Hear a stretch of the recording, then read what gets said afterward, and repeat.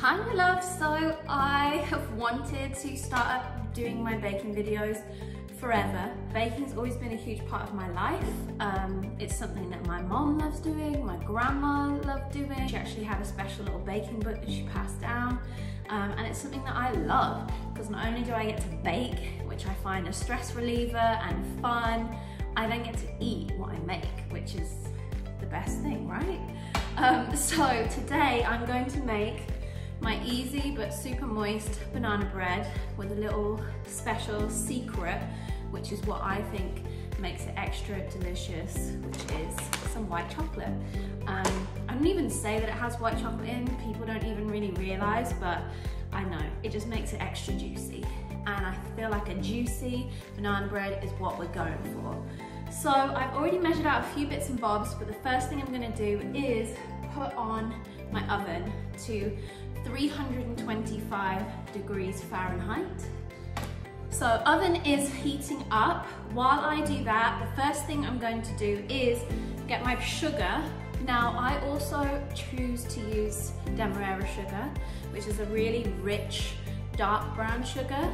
I personally like that because I think it just tastes extra delicious. It brings out like the richness of the banana or something, Lord knows, but that's what I personally like to use. Definitely don't use white sugar, either use light brown, dark brown, or demerara. So I'm gonna mix. This is 3/4 of a cup of sugar. So basically I'm gonna put this straight into my wonderful KitchenAid, which Philip got me for Christmas. So I'm gonna put my sugar into my bowl. As you can see, I have like the paddle extension on, not the whisk. And I'm gonna add a stick of butter. I personally like unsalted butter, even though you will see me add in a little bit of salt to this recipe. So the whole stick of butter. Now, put the paddle attachment down, and I'm basically gonna start stirring. I always start slowly. As you can see, that's what not to do with your KitchenAid.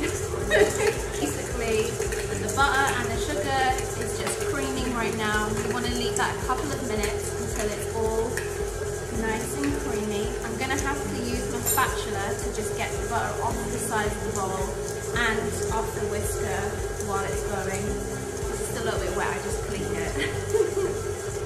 Now this is just about creamed and mixed up, so that's a relief. I also want to prep like my flour mixture, so I've got 2 cups of all-purpose flour in there, and I'm basically going to put a couple of squidges of Himalayan salt.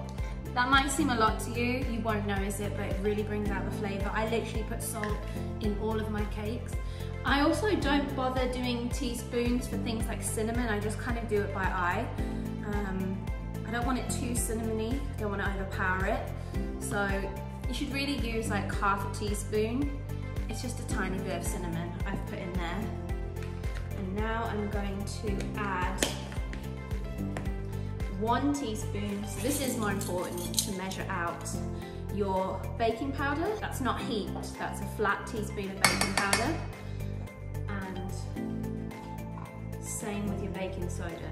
I'm just going to mix that in together so it's incorporated, even though obviously it's all going into the mixer anyway. That is the flour mixture done. I also have weighed out 1/3 of a cup of Greek yogurt.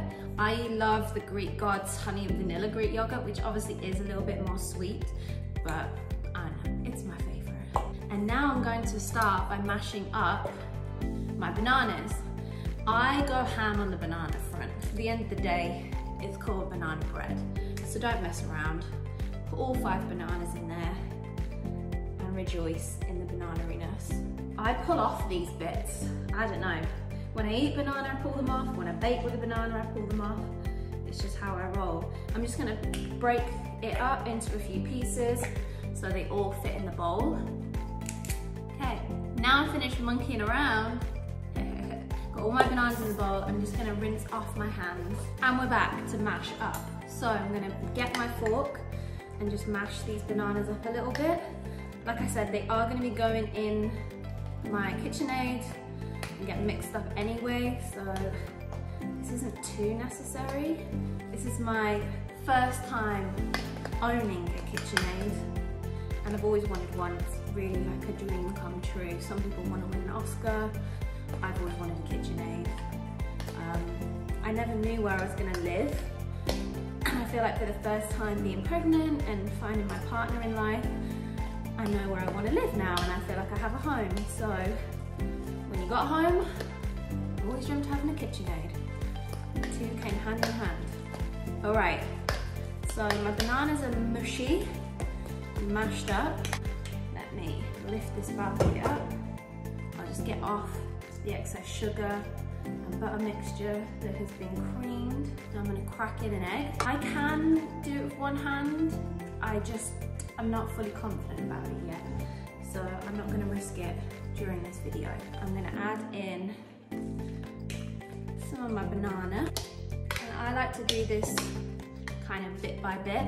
I'm going to add in my yogurt. Oh, lovely sound. Should have done an ASMR video instead. Now I'm going to add in about a teaspoon of vanilla essence. Again, I'm just going to do it by sight. If you don't feel confident doing that, definitely use a teaspoon. This vanilla's been acting up. It always makes my fingers go black. It goes all over my fingers. All right, so now I'm going to put this back in, start stirring that all up. Delicious, looking great. Not edible, but it will be. I'm just going to stop that. And this is the process, right? It's a little bit of patience, because I'm going to have to keep scooping out this. You can already see it's starting to get a lot runnier. So I'm just scooping down the sides of my bowl to make sure nothing gets missed out.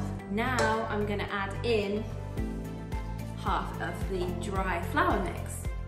So I like to give that a little bit of air, so when you put it in, give it some height, because that lets the air get into the flour.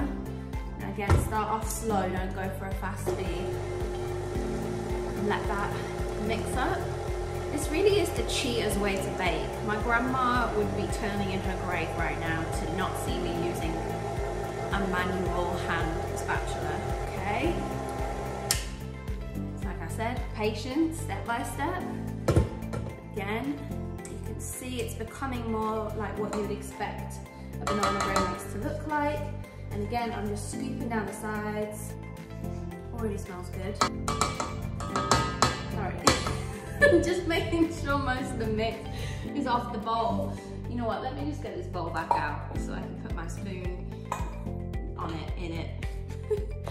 Right, so now I'm gonna add the second egg. So, I'm adding the rest of my bananas. I only broke it up into like a couple of extra steps. Not that much more hassle, I don't think. Especially when you have a cheeky KitchenAid to help you out. This video is not sponsored by KitchenAid. And now I'm going to mix that in. My handy assistant is doing all the work here. And it's just a quick stir, because obviously then I need to add my dry ingredients back in. Just get some of that off. Put my sides down. I'm already so ready to eat this. And now the rest of my flour mix. It's all going good, everyone. Back in. And the thing is, you don't want to overmix a cake mixture or a bread mixture ever, because then it's going to get stiff. You want to keep that air in there. This is looking good to me already. So it's really just incorporating the ingredients together. We're not like going ham, we're not creaming the mix together like we did with the butter and the sugar, which takes a couple minutes. It's really just blending the bits together. And especially with the banana bread, I like the texture a little bit chunkier. I don't like wasting any of this precious mix. Alright, now I'm still getting the hang of my new tool. So I think I lift it, there we go. Thank you for doing all the work. I don't know what I'd do without you. I'm excited to show you what this looks like in the bowl. So I'm just going to scoop the sides down, but you can see it's this beautiful texture right here. Ooh, how does it all, why does banana bread smell so good? It smells good before it's even gone in the oven. So again, you mixing the sides down. I wish I had a different camera angle. Now, obviously, you've got to add some of my secret white chocolate chips. These are a little bit bigger than a white chocolate chip, which again is part of the secret, because if a chocolate chip is too small, it melts and it disappears. This gives it that like gooey white chocolateness within your banana bread. Yes, it's pretty special. So I'm gonna do 2 handfuls. I'm gonna mix those bad boys in. Again, not much. I'm trying not to overmix the mix. So I'm using 2 small loaf tins. These are going to be smaller than your traditional cake loaf tins, so just be aware of that, because I use 5 bananas and a lot of people only use 4 in their recipe, but I prefer the ratio. So now I've got to get a beautiful mix into the pans neatly. As you can see, I've already prepared, and I cut up my parchment paper like this. Whatever shape you want to call this, that's what I do. I cut out the corners, and for me, that makes it sit really neat in there. You can definitely buy like prepared cut ones and all of that. I've already skipped so many steps with my friend here. I can at least cut a bit of paper. Right, so now here goes putting the mixture into my pans. And again, some people go OD, and I get it. If you're making a really precise cake, you're gonna wanna weigh and make sure that your loaf tins are evenly distributed. But I'm just going for a bit of hand-and-eye today. And what's great about 2 is that you have just enough to enjoy it, and then you can freeze the other mix and save it for another day. And you know, just so this one doesn't feel like it's missing out. The last little drop. So now I'm just gonna even this out, because if you leave it in the pan and the top is in the middle, it's higher, then you're gonna get that really domey shape, which is okay. It's gonna be domey anyway, but that's just spreading this out a little bit will help that. Okay, woo-hoo. Looking good. Can't lick the spoon because raw egg and pregnancy don't go well together. But if you can see, here is the mix. Both of them looking wonderful. And I'm gonna go ahead and put these in the oven. Now they're only gonna need 30 minutes because they're so much smaller. Okay, so my babies are in the oven. It's gonna smell so nice when Philip gets home. I will be back with you to show you what they look like when they come out the oven. Picked Philip up, and the banana bread is done. I need you to like, just come here and see how perfect they look. Mmm.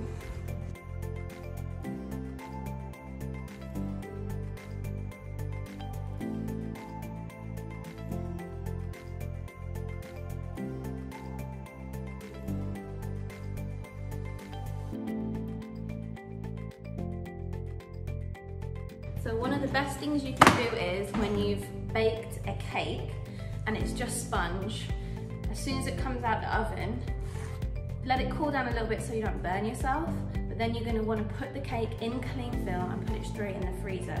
That's why I'm happy I made 2, because I'm gonna freeze 1. And then what happens is it condenses the moisture from the cake, which turns to like water, but then the cling film traps it in, so your cake stays extra, extra moist.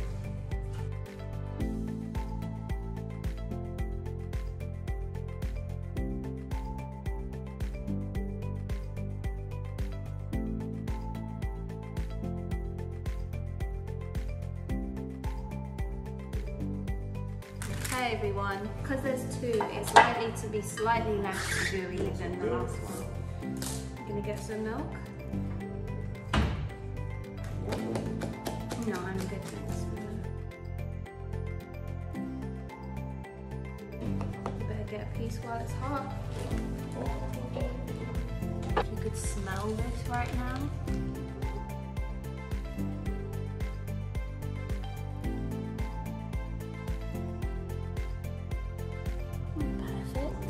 That, I haven't even touched the 2% milk. I haven't even touched it.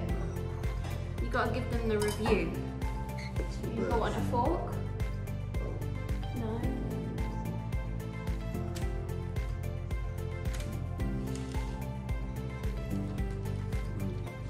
You happy?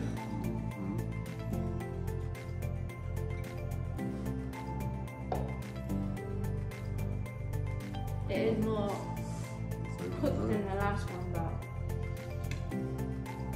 I had to pick them up from the airport.